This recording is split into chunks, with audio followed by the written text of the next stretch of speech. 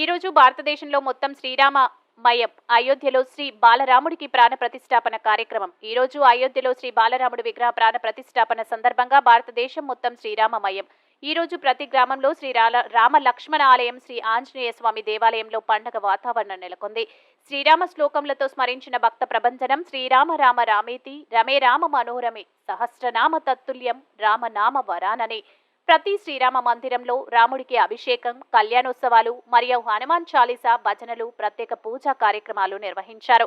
శ్రీరామ భక్తుల చిరకాల కోరిక నెరవేరుతున్న వేళ, భారతీయుల శతాబ్దాల కళ సాకారం అవుతున్న వేళ, అయోధ్య రామ మందిరంలో కొలువుదీరనున్న బాలరాముడిని విగ్రహ ప్రాణ ప్రతిష్ఠ కార్యక్రమాన్ని అంగరంగ వైభవంగా నిర్వహిస్తున్న మన ప్రధానమంత్రి నరేంద్ర మోడీకి హృదయపూర్వక ధన్యవాదాలు తెలుపుతున్నాను. ఆలూరులో వెలిసిన శ్రీరామ లక్ష్మణ ఆలయం నుండి శ్రీరామ శోభాయాత్ర గ్రామ పురవీధుల్లో నిర్వహించారు.